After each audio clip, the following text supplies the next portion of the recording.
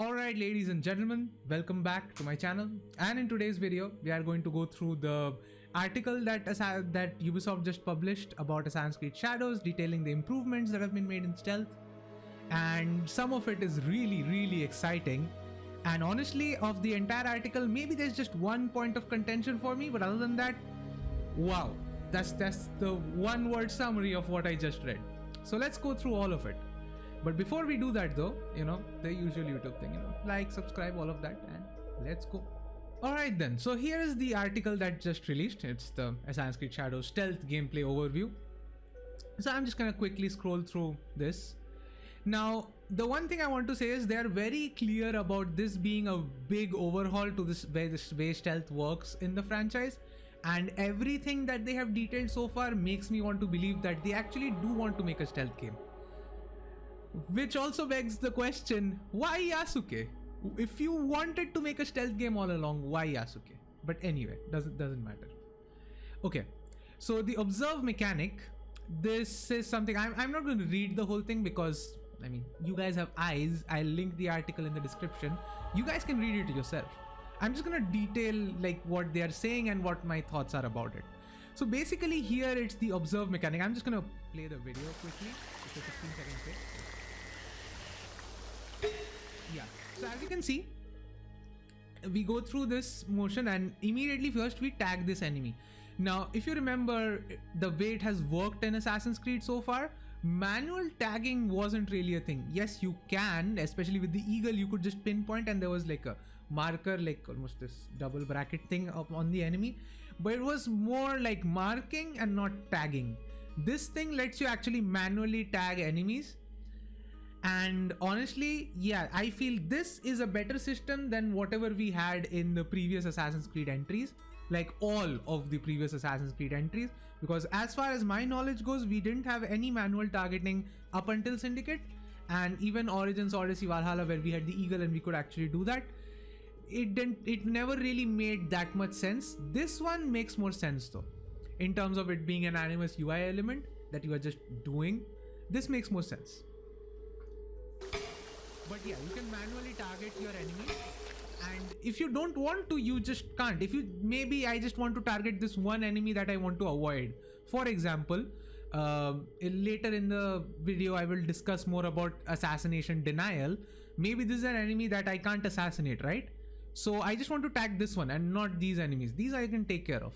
So I'll just tag this one and I'll just make sure that I actually have an eye out for this small arrow where this guy actually is on the screen. So yeah, cool thing that they have added. Manual targeting is something I didn't really expect, but it's a good thing. And then the observe mechanic, it's sort of, as you saw in the end, like in the normal thing you can't really see much, but the moment you start targeting, now you can see these different golden dots that appear kind of in like Valhalla kind of way. So basically you can see everything like chests and stuff that are in the building. This is a good way to highlight where all the stuff is. So there's this key up there. So the observe mechanic, in my opinion, is a good continuation of the eagle drone mechanic without the eagle itself. It depends on the perspective of the player, and I actually do like that. I never actually enjoyed having the eagle out and like just flying with the eagle and sharing it. It never made any sense to be that disconnected from the character. And so I feel this is a much better approach, and I have to give credit to Ubisoft Quebec, because this is not the only thing they changed, and literally every change that I've read about so far, every single one of them makes me think that yeah, they are doing something good here. Okay, let's move on to the eagle vision part. So again, eagle vision is eagle vision. At this point, if you are following Assassin's Creed for any amount of time, you know what eagle vision means. Unless you have only played Odyssey and no other Assassin's Creed game, then I guess you do need to watch this video, which is okay. So you put the eagle vision on, you can see enemies through the wall. That's a very basic thing. So the enemies are red, and there will be another type of enemy that would be in orange. Those are the servants. I'm going to cover them again later in the video because it's later down there. So again, even here you can manually again target your enemies. Like you see, we targeted this one. Now he's still on the screen. This arrow is still on the screen, while the others, obviously, even though they are visible, they are not exactly on the screen. Now, how is this useful? Now you would know that with the eagle vision, yes, you can see enemies through the wall, but once you deactivate eagle vision, they fade away. It's not like they keep staying there. In some games they do, in some games it's just permanent, the tagging is permanent, but I don't think it's permanent here. So the ability to tag maybe an enemy through the wall, maybe there's a very tough enemy which I don't really want to face, again through the wall, and then I can see like, okay, so there's this arrow going around, matlab wahan nahi jana. Okay, sorry, I switched to Hindi for a second there. Basically means I don't want to go there, I don't want to deal with that enemy, or I need a way around that enemy. So if I can see where he's going, that would mean I have a path around him. Or maybe I want to approach from a different angle. Again, even that is a thing here. I'll get to that later in the video. So these are the stuff that we have. Now talking about Shinobi moves, I don't want to talk about the fact that she's a Shinobi, not an assassin in the beginning, but okay. So now we can actually hide in shadows, which, Assassin's Creed Shadows, good name drop, guys. So we can actually hide in shadows, which has not been a mechanic in Assassin's Creed ever. Light-based stealth hasn't been a mechanic in Assassin's Creed. It was a Splinter Cell thing, and I'm damn glad that they're bringing it to Assassin's Creed, because it just makes sense. For me, raiding a fort at night never made sense before, because I don't really have much advantage other than the fact that guards don't generally have that long of a vision cone anymore. But even then, like usually the way I play stealth, I'm very up close and personal about it.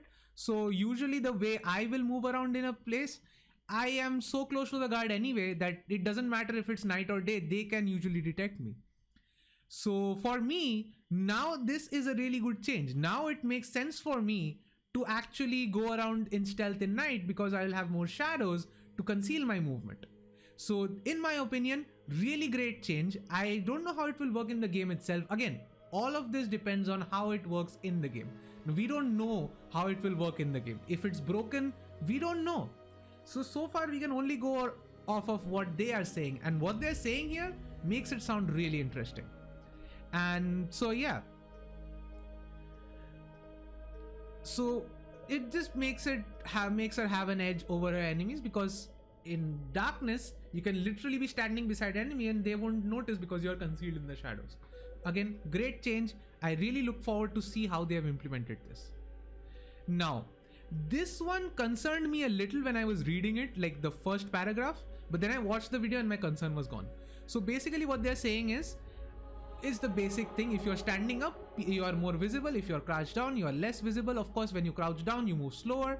But as you might recall, in both Valhalla and in Assassin's Creed Mirage, there was a way to sprint while you are crouching. It was literally just a mechanic in the game, which meant that while you're crouching, you're not extremely slow.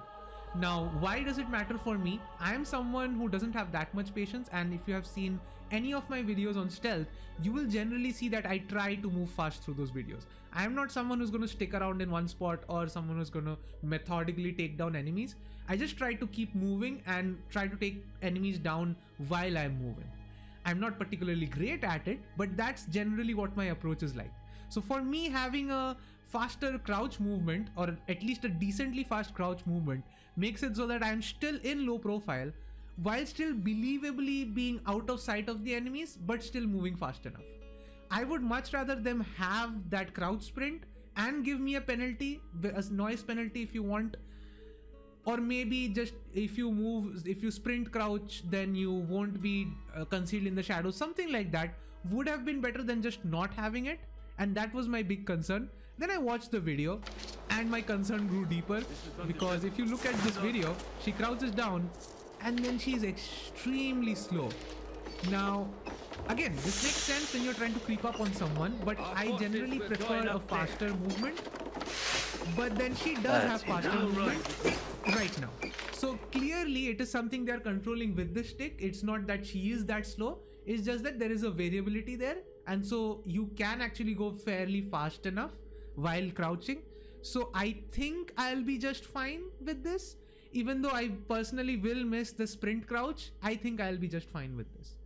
But yeah, another thing where I can't really say this is a great change for me, but it's a decent change. It's not something that, actually this is not even technically a change. It's just the way they reverted it back to the way it worked in Odyssey, I guess. So it works, it's fine. And if you actually again looked at the video, when she was crouching and going through the floors, even while crouching, she's still making some noise in these wooden floorboards, as she should. That's enough. Well, I can't say this, as she should. Yeah, I can say it.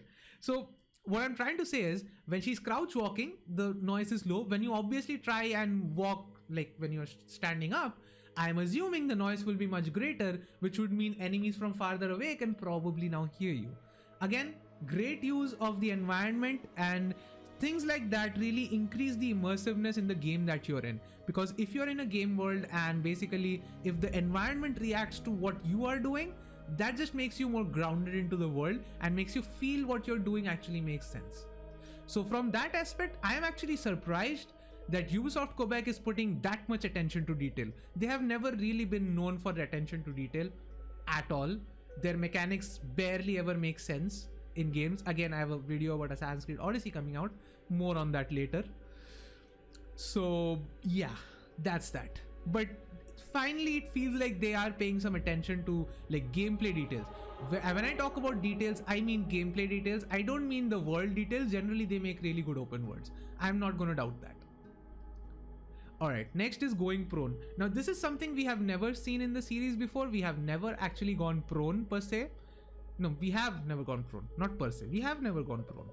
So this just adds another layer to it, as in you can crouch of course and you will still have some amount of movement speed, but then you can go absolutely prone. You are even less visible and you are even low profile, which in my opinion, really good.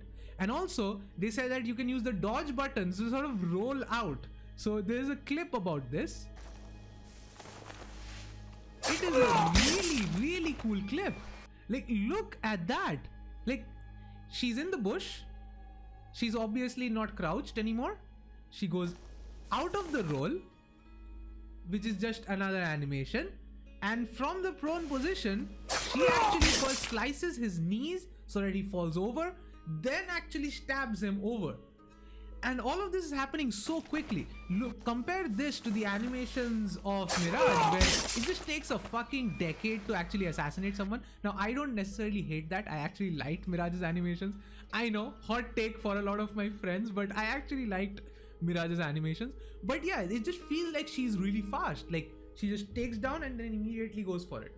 So again, good job with that. I felt that the animations didn't really stitch well, but that is something I feel they can easily fix in the next 3 months. These are minor things, and something like this I feel can just be fixed in like the remaining time that they have. It's not a big deal for me. It just feels a little bit disconnected right now, but I'm sure they will work on it. I hope they will work on it. But another thing that I wanted to point out here was this also feels a lot like Assassin's Creed 3. Of course, you couldn't go prone, but the influences that Assassin's Creed 3 has on this game is honestly staggering. There is so many assassination animations that just made me go like, yeah, that's like AC3 levels of animation. And that is something we haven't really seen in this series for a while now. So now let's talk about the arsenal. These are just the tools that we have. So now we have the smoke bomb right here, smoke bomb already as low rank enemies. Now this also concerned me. The moment I read it, I was a little bit concerned, but then I saw the video and I was like, wow, that is awesome. Because I'll talk about this. So let's talk about the tools first. You have 4. You have a smoke bomb, classic smoke bomb, the way it works. Almost. Then there are the bells, which again kind of work like firecrackers in Unity. But I really hope there's a whistling in the game. I am pretty sure I saw a whistling icon as well, and my friend also confirmed to me. Like, I was going through this with my friend and he even said that he remembers seeing a whistling icon as well. So I really hope whistling is not removed from the game, because that is necessary. So if you have Shinobi wells and you have the whistling mechanic, basically you can bring the enemy towards you, or you can basically just put enemies outside. Also, I'm pretty sure whistling is a thing in the game, because they say it's a thing in the game later down in the article. So now kunai, basically if you want to substitute it for a typical Assassin's Creed gadget, it's a throwing knife. It is very simple. It's a throwing knife that you can use to kill the enemies. You can use it for a lot of things. Now another difference is they have the shurikens now. Now these are smaller things that you can use to stagger enemies, but also use it to interact with the environment, like take out bells and stuff like that. And honestly, yeah, this actually makes me really happy, because usually I am someone which many people know. You have seen in the videos that I've made. In fact, I actually got challenged for this. So Jasers, I believe, he challenged me to actually use consumables only to do a stealth run, which I did do. It's on the channel. I did a Brotherhood video on that. But I am very stingy when it comes to consumables. Basically, I am like, do I want to use my knife here? I don't really want to use my knife here. I want to save it for something else, because, you know, enemies, taking down enemies. But since now I will have another consumable that I can use just for the environment and still take down enemies with my ranged weapon like the kunai, I feel for me it just slightly reduces my stress about just running out of knives. So thank you, Ubisoft. Thank you for thinking about me. I know you didn't really think about me, but thank you for relieving my tension on that. I'm still sure I will be just as stingy with my consumables, but it just gives you more to work with. So I like that. It's good for people like me. Alright, so new ways to hide and kill. And I saw this and I wondered, why are they turning Assassin's Creed into Tomb Raider? So they are basically saying Naoe is the smallest assassin to date. She's really small. And she's really cute as well. Like, cute not in a cute sense. Cute in an adorable way. She looks really adorable. Like a tiny adorable assassin.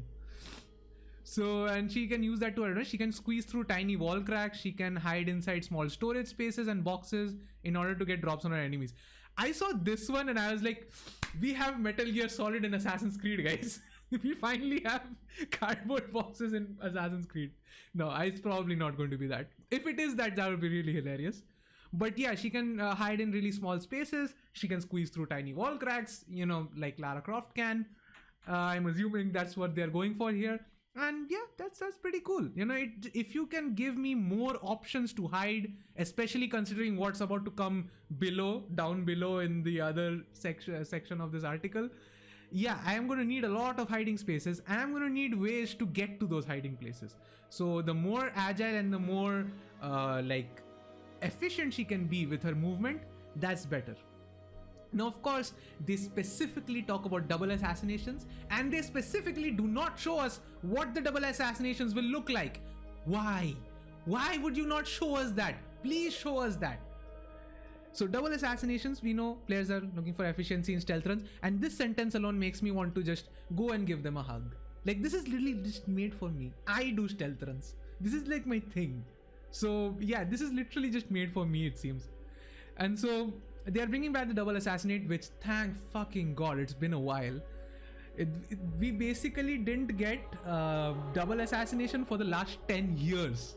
The last time we had that was Assassin's Creed Syndicate back in 2015. And now we're gonna get Shadows in 2025. So yeah, exactly a decade since we had double assassination in Assassin's Creed.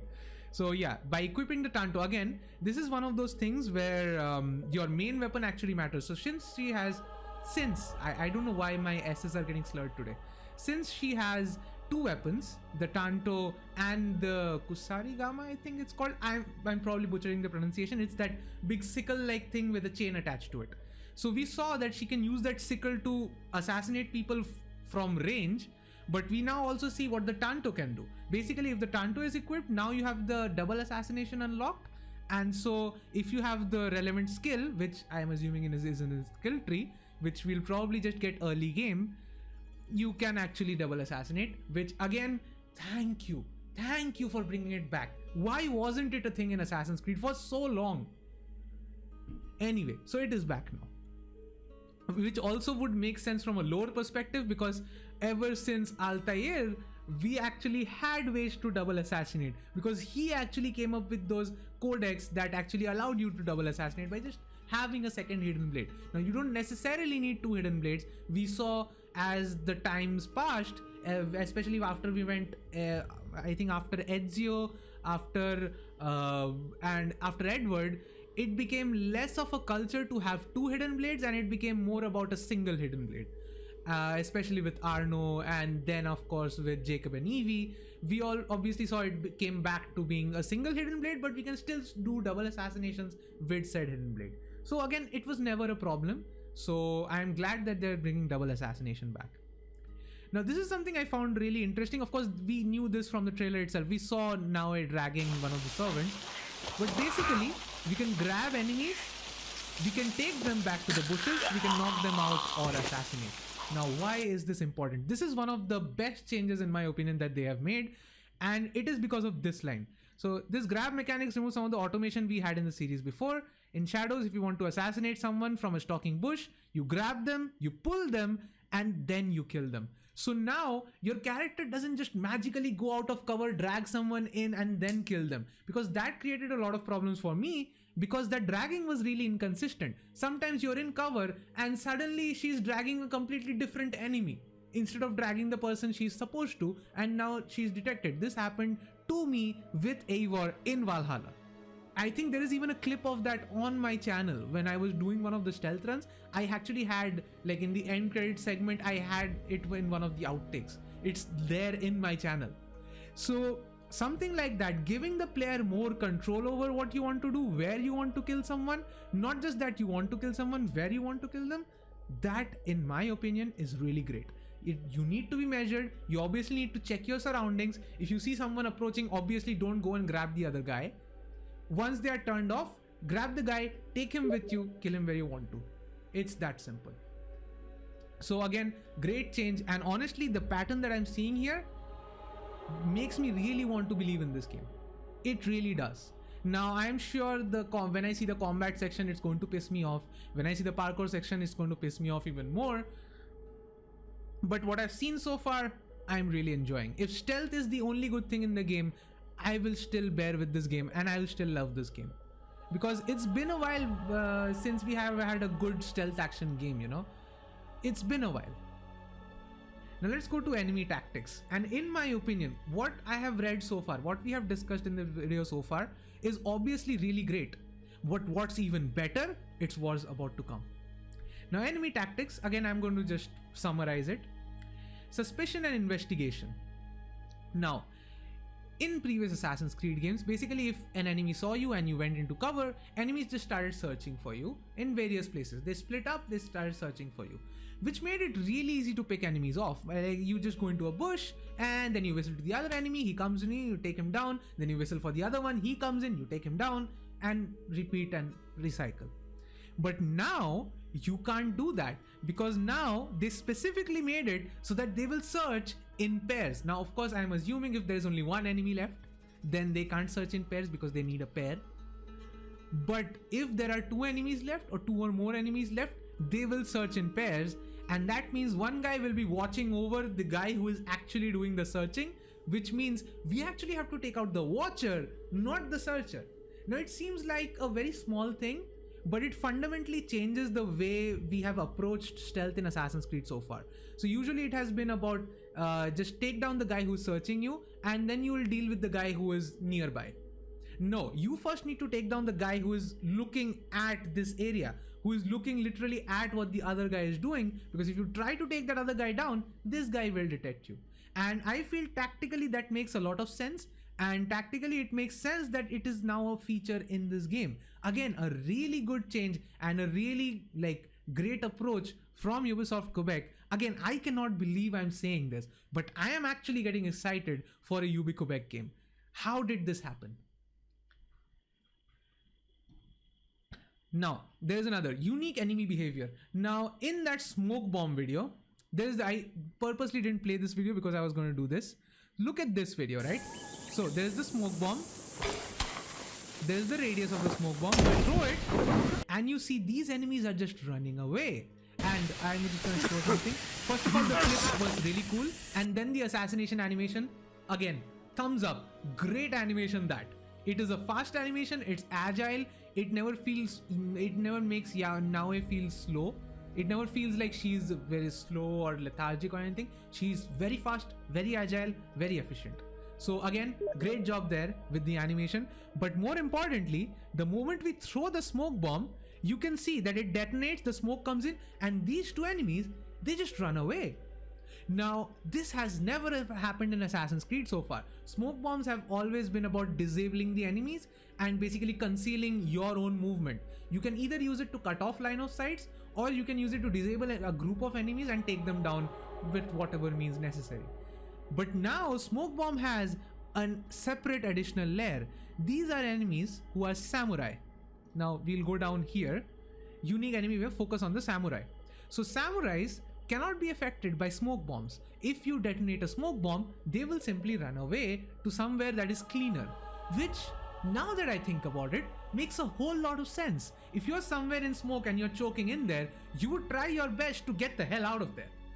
It makes a lot of sense. If you have that sort of perception about your surroundings, you will probably try to get out of there. So lower level enemies not being able to do that makes absolute sense. Higher, like more aware enemies being able to just get out of smoke, run out of smoke, again makes a lot of sense. Now if you look at that, samurai are also prone to deny assassinations, which I'm going to get to later, and they can even slice bushes when searching for you. So samurai seems like are one of the elite enemies in the game, and they are more like resistant to your tricks. And not just that, once alerted, they are hard to trick or lure, as they assume any tricks that you use are just that, tricks. That means simply whistling, throwing bells, stuff like that are not going to work on the samurais. So suddenly we have an enemy that is not going to be taken out with the traditional sense. Now how do we take them out? The smoke bomb. Because the moment you use the smoke bomb, now they have to reposition themselves, which gives you the time to reposition yourself. So suddenly now there is an entire different tactical application of your smoke bombs. It's not just about obscuring vision and disabling a certain group of enemies. It's also about removing a certain group of enemies from a particular place forcibly, so that you can reposition yourself and take them down. Really, really great changes. Everything that I've read so far is really impressed me. Now we have assassination denied, and I said in the beginning of the video that there is one contentious point that I have, and that is this one. I am not so sure about this one, and the reason being is this. We go in there. This I don't like. Now they said that that bar above, this one, I should point it with my cursor, this bar, if it's golden, it means you will do some damage. If it's red, you will do no damage. If it's white, you will get a guaranteed assassination. I don't like this. I don't like partial damage. If he's going to deny my assassinate, he's going to deny my assassinate. This partial damage RPG bullshit is something I just don't like. I do not think this is a good approach for Assassin's Creed, and thankfully, there is a way. So note that there's an option in the menu that allows you to insta-kill all enemies. I am going to probably turn that on, unless there are actual progression elements that let me counter this, and not just increasing your invest in perks that increase your assassination damage. I don't want a 3% increase in assassination damage perk. I do not want that. I don't give a shit about that. I am just going to enable this. If that is how they're handling assassination damage, I'm just going to insta-kill all enemies, because I'm just going to do the toggle on the menu, because I feel that is a better approach. Assassination denied is a really cool idea, that elite enemies like the samurais, or you know, the huge hunk of a guy we saw in the reveal trailer, basically just throwing Naoe after she tried to assassinate him. All of that makes a lot of sense. But of course, things are not that easy.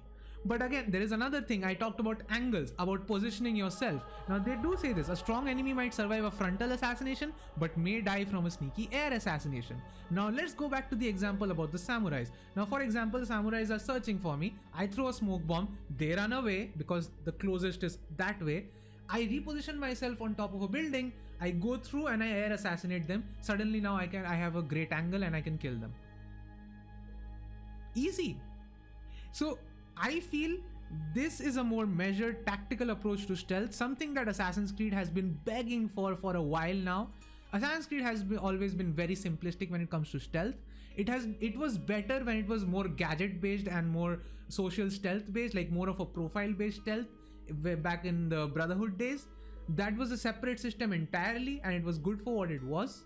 but I feel this sort of overhaul was long pending for Assassin's Creed.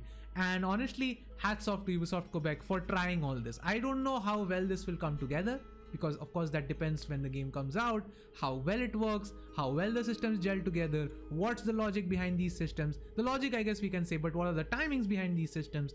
All of these things are going to matter. Now stealth and Yasuke, I'm just not going to talk about this. Basically Yasuke has a bow which you can use to take down enemies from afar, and that's pretty much where I think his stealth abilities will end. Maybe he can go forward and do what Jin Sakai does in like Ghost mode. He can just cut someone's head off, and that will initiate sort of a fear mechanic. Maybe he can do that as well, but I'm not so sure. Basically he has a bow and he shoots that bow. So that's pretty much it. That's all that we know from the article. I know this video was not supposed to be this long, but it's now 30 minutes. So I'm going to probably edit it down to slightly less than 30 minutes, I guess. But it's a long video. If you're watching it so far, thank you for watching the video. Like if you like it, and of course subscribe for more. And do let me know down in the comments below, what do you guys think of these changes? I personally am really excited. So much so that I think even if the combat sucks and the parkour is not up to standard, I think I might still sort of enjoy this game.